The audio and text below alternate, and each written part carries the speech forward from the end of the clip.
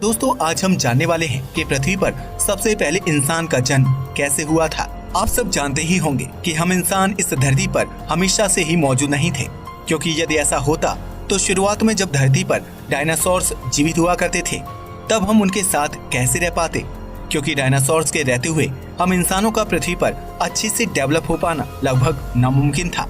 और अगर डायनासोर्स के समय हम इंसानों की एक डेवलप स्पीशीज मौजूद होती तो शायद वो भी डायनासोर्स की तरह पृथ्वी पर से विलुप्त हो चुकी होती। और ये इस बात का प्रमाण है कि हम डायनासोर्स के मृत्यु के बाद ही धरती पर आए होंगे। लेकिन क्या कभी आपने सोचा कि पहला इंसान धरती पर कैसे आया था और कहां से आया था? तो इसे समझने के लिए सबसे पहले हमारा ये जानना जरूरी है कि धरती पर जितने भी जीव मौजूद हैं वो सब पहले के जीवों से इवॉल्व होकर ही आए हैं, जो कि एक समय पर धरती पर मौजूद हुआ करते थे। इस प्रक्रिया को इवोल्यूशन कहा जाता है। ऐसा कहा जाता है कि 66 मिलियन साल पहले एक बड़ा एस्टेरॉइड धरती से टकराया था। उस समय पृथ्वी पर एस्टेरॉइड की टक्कर काफी ज्यादा खतरनाक थी, जिसके चलते पृथ्वी का वातावरण लगभग पूरी तरह से खत्म हो गया था। पृथ्वी का इकोसिस्टम पूरी तरह से बिगड़ गया था। पृथ्वी के समुद्रों में बड़ी बड़ी समुद्री लहरें उत्पन्न हुई थी, जिसने पूरी पृथ्वी को डुबो दिया था। पृथ्वी पर बड़े बड़े भूकंप आए थे और इसके अलावा वैज्ञानिक ये भी बताते हैं कि उस समय एस्टेरॉइड की टक्कर के चलते पृथ्वी पर मौजूद ज्यादातर बड़े वोल्केनो भी फट गए थे। और इन सभी घटनाओं के एक साथ होने के चलते पृथ्वी पर एक बहुत बड़ा मास एक्सटिंक्शन हुआ था, जिसके कारण इन डायनासोर्स की प्रजातियों का अंत हो गया था और साथ ही जमीन पर रहने वाले कई अन्य रेप्टाइल्स भी इसमें मारे गए थे। इसलिए अब धरती को नई प्रजातियों की आवश्यकता थी, जिसके कारण मैमल्स अस्तित्व में आना शुरू हो गए।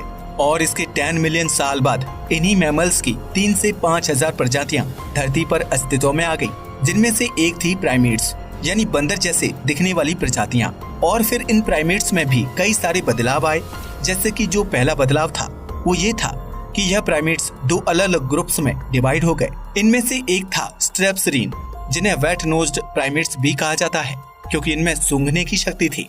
दूसरे थे हैप्लोरीन्स, जिन्हें ड्राई नोज प्राइमेट्स भी कहा जाता है, क्योंकि इनमें देखने की शक्ति ज्यादा थी। यानी यह दोनों इंसानों के 2 एट्रीब्यूट्स दर्शाने लगे, सूंघना और देखना। इसके बाद लगभग 20 मिलियन साल पहले इवोल्यूशन के कारण पहले एप अस्तित्व में आए, जिन्हें प्रोकाउंसल कहा जाता है। यह बंदरों जैसे दिखते थे, लेकिन इनमें इंसानों जैसे फिजिकल एट्रीब्यूट्स की डेवलपमेंट होने की शुरुआत हो गई थी। माना जाता है कि ये हमारे पूर्वज से दिखने में बड़े हुआ करते थे और इनका वजन 100 पाउंड्स जितना होता था और इनमें कोई पूंछ नहीं होती थी। फिर जब ये भी इवॉल्व होने लगे तो गिविंस और गोरिल्ला जैसे जीव भी अस्तित्व में आ गए। और क्या आप जानते हैं कि इसके बाद लगभग 7 मिलियन साल पहले चिंपैंजी भी इवॉल्व हुए और माना जाता है कि ये हमारे सबसे नजदीकी पूर्वज थे।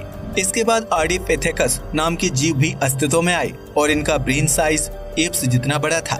साथ ही यह पेड़ों पर रहने वाले जीव थे। ये पहले जीव थे जिन्होंने 2 टांगों पर चलना सीख लिया था।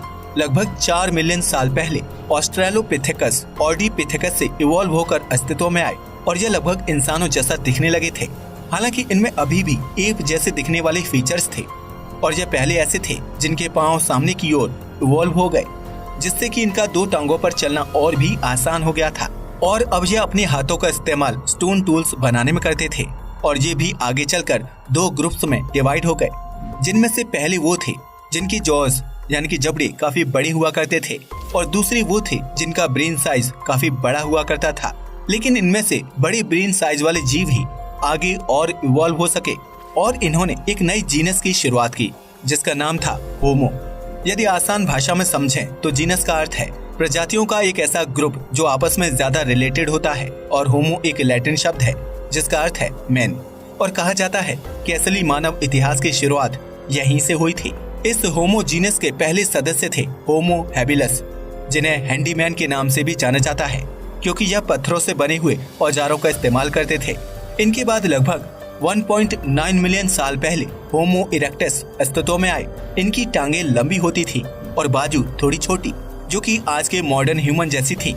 अब यह पेड़ों से हटकर पूरी तरह से जमीन पर रहना शुरू कर दिए थे। इनका ब्रेन साइज भी काफी बड़ा था, लेकिन बाद में यह अफ्रीका के बाहर माइग्रेट करने चले गए। इन्हीं के कारण मानव धरती पर अलग अलग जगह रहने लगे। इसलिए ये कह पाना मुश्किल है कि इनके कौन से ग्रुप से आगे का इवोल्यूशन हुआ था, क्योंकि अब यह कई जगहों पर फैले हुए थे। इनके बाद लगभग 3 लाख साल पहले होमो सेपियंस अस्तित्व में आए। इनका ब्रेन साइज पहले से ज्यादा विकसित था और साथ ही यह ज्यादा क्रिएटिव और इनोवेटिव भी थे। यही कारण था कि इनके पहले धरती पर मौजूद निएंडरथल कम क्रिएटिव होने के कारण अस्तित्व से हट गए और इन होमो सेपियंस ने उनका स्थान ले लिया। उस समय होमो सेपियंस पृथ्वी पर मौजूद सबसे ज्यादा इंटेलिजेंट स्पीशीज थी, जो अपने शिकार को आधुनिक पत्थरों के हथियारों के जरिए आसानी से शिकार कर सकती थी। इसके अलावा होमो सेपियंस की क्रिएटिविटी के चलते होमो सेपियंस अपने आसपास के एनवायरनमेंट को दूसरे जानवरों से ज्यादा अच्छा समझ सकते थे और अपने आप को दूसरे जानवरों से बचा भी सकते थे। होमो सेपियंस की इसी क्रिएटिविटी के कारण होमो सेपियंस ने समय के साथ अपनी सभ्यताओं को मजबूत करने और अपनी टेक्नोलॉजी को मजबूत करने पर लगातार काम किया। होमो सेपियंस ने समय के साथ जानवरों के शिकार के साथ साथ वेजिटेरियन चीजों को भी खाना शुरू कर दिया और खेती जैसी चीजों को समझा। खेती वह पहला कदम बताई जाती है जिसने आज के मॉडर्न इंसानों की नींव रखी, क्योंकि इसके बाद हम होमो सेपियंस ने कभी पीछे मुड़कर नहीं देखा। और आजकल विज्ञान के विकास और उन्नति के कारण हमारा और भी विकास हर दिन हो रहा है। अब हम इतने समर्थ हो चुके हैं कि हम अपना जीवन अच्छे से जी सकते हैं और टेक्नोलॉजिकल एडवांसमेंट्स के कारण हर दिन बनने वाले नए नए डिवाइसेस हमारे जीवन और आसान कर देते हैं। तो हम उम्मीद करते हैं कि अब आप इस रहस्य को समझ गए होंगे कि किस प्रकार धरती पर पहला इंसान आया था और कहां से आया था। आज के लिए बस इतना ही। वीडियो पसंद आया हो तो इसे लाइक और शेयर करें, साथ ही चैनल को भी सब्सक्राइब